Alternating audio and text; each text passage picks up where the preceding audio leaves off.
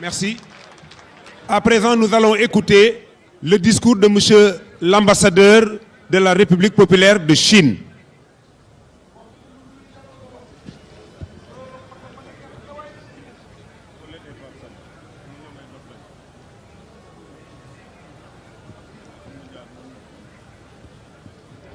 L'ambassadeur de Chine qui d'un moment à l'autre va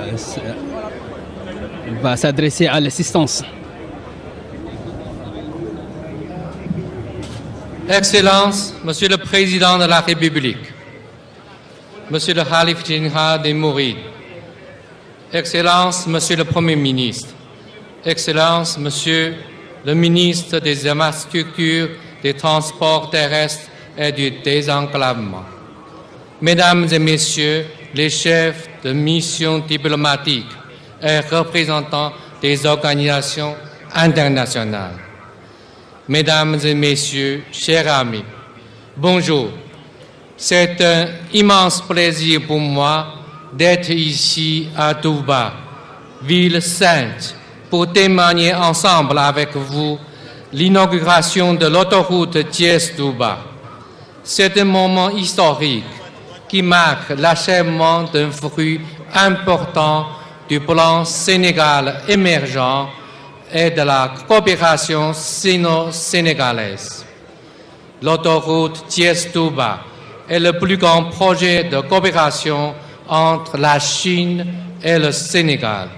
Les travaux ont été parachevés en 3 ans, à savoir 9 mois plus tôt que prévu. Au nom du gouvernement chinois, j'adresse mes chaleureuses félicitations aux constructeurs chinois et sénégalais qui ont travaillé dur pour la réalisation du projet. Et j'exprime mes sincères remerciements au gouvernement sénégalais, aux chefs religieux et à la population locale qui ont apporté leur soutien et assistance. En Chine, on dit, si on veut le développement, il faut d'abord construire des routes.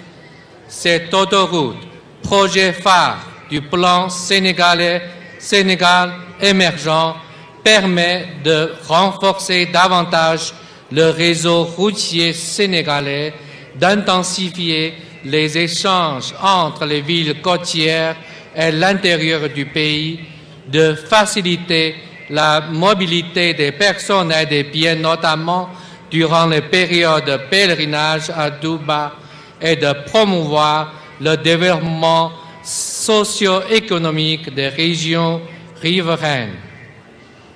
Ila Touba est une route qui mène à l'avenir et à la prospérité.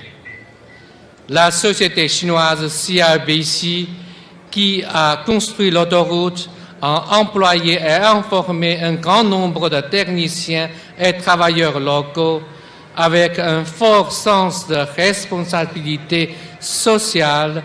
Parallèlement aux travaux, elle a distribué du riz à la population sinistrée, assisté à la réhabilitation des écoles et mosquées, construit des pistes, des forages et des parcs sportifs et octroyé des bourses aux étudiants sénégalais pour faire des études en Chine.